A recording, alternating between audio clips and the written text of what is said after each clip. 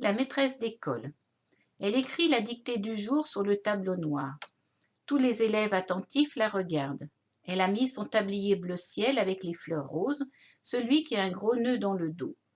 Elle a coiffé ses longs cheveux blonds en un chignon dans la nuque. Les filles sont assises à gauche et les garçons à droite. La maîtresse s'occupe des petits. 2 classes sont réunies, c'est comme cela à la campagne. Le maître, dans la classe voisine, s'occupe des grands. On entend sa grosse voix de l'autre côté du mur. Elle écrit en respectant les pleins et les déliés. Admirative, je ne vois que ses jambes gainées par des bas de soie avec la couture au milieu. Quand je serai grande, moi aussi je serai institutrice. Tous les jours, je lui apporte une branche de lilas. Je l'ai sentie tout le long du chemin, en pensant que ma maîtresse aussi aimera le parfum sauvage de la fleur.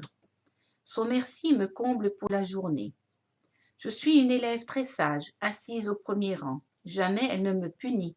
Je ne reçois pas, comme les garçons, des coups de règle sur le bout des doigts. Je ne vais jamais au coin avec le bonnet d'âne sur la tête. J'habite dans une famille d'accueil car ma mère est seule pour m'élever. Elle vit à la ville et ne peut pas s'occuper de moi.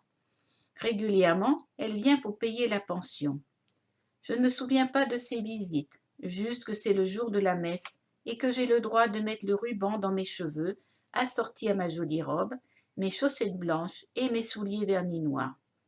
Mais dès que nous rentrons à la maison, il faut vite ranger les beaux habits jusqu'au dimanche suivant. C'est aussi le jour du repas familial. La veille, le père a tué la poule, mais moi je n'aime pas du tout la voir courir dans le jardin avec la tête coupée. En faisant piou-piou-piou, c'est moi qui donne les grains à la volaille tous les matins avant d'aller à l'école. Alors ce jour-là, je ne mange que les frites et laisse le poulet. J'ai gardé aussi l'habitude du bon gâteau plein de crème chantilly que la fille de ma nounou apporte, ou de la belle tarte avec les pommes blondies dans le beurre et le sucre. À la campagne, tout le monde se connaît. La maîtresse d'école et le curé sont respectés pour l'ordre et la morale qu'ils représentent. Ce lundi, je suis malade. Inquiète, la maîtresse vient prendre des nouvelles de sa meilleure élève. En repartant, elle n'oublie pas de remercier ma nourrice pour le lilas que je lui donne tous les jours.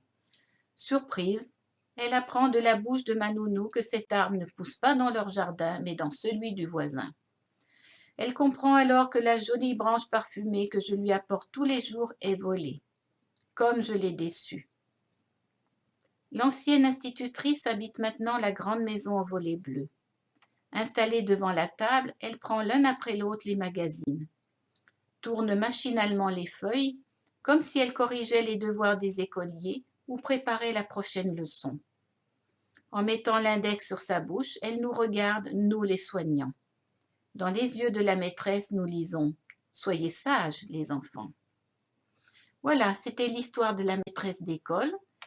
Je vous retrouve sur mon blog, le journal de Véronique, pour d'autres histoires. À bientôt.